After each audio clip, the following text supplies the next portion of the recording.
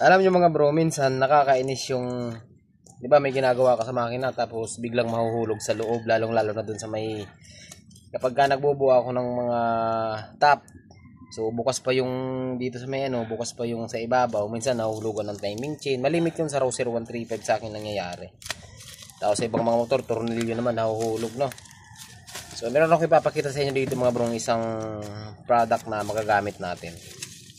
Ito yung nakakainis minsan kapag may ginagawa ka na mahuhulog sa loob, di mo alam kung paano kukunin, minsan kailangan mo pambakin. Pero ito mga bro, ayan, so ito ay adjustable to, ito yung may malakas na magnet sa dulo.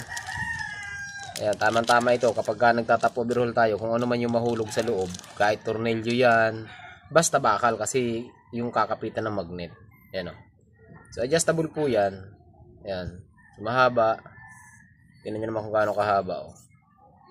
Ayan, so wala naman sigurong makinang. Ngayon, ito mga bro, ayan, yung dulo na yan, magnet yan, malakas na magnet yan. Ayan, paikliin natin. Ayan o. Okay. Kung halimbawa, ito kasi mga bro, meron tayong ginagawa dito, Sullivan 1, ito? Lipan 150, so bubuhayin natin siya.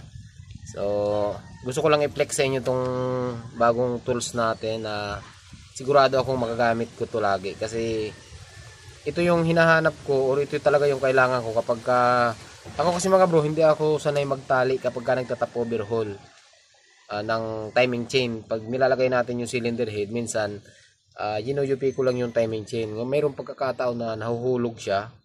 Pero kung tali, wala naman problema. Pero sa tali kasi, medyo mas matagal ang trabaho kumpara dun sa nakayupi lang kasi dinudukot lang yun. Napakadali lang. Tapos, ang kagandahan, kapag pinapasok yung head, kahit wala kang katulong, walang problema. Okay? Yan mga bro. Ano, ganda oh. Lakas. Basic lang, napakaganda ang gamitin oh. Tornilyo. Ganoon siya katibay. Kung kailangan mo siyang biglayin para matangkal. Ayan o. Tibay niya, kunat niya. Okay? So, sa mga gusto mag-order mga bro, mayroon pa siyang lagayan dito. Pwede nyo isabit dito, parang ballpen. Para hindi siya nawawala or kung saan napapalagay. Sa mga gusto mag-order ng ganitong klaseng tools, ito po yung pangdukot sa mga nalaglag na tornilyo. I-click nyo lang mga bro yung yellow basket dyan sa baba ng ating video para po makapag-order kayo.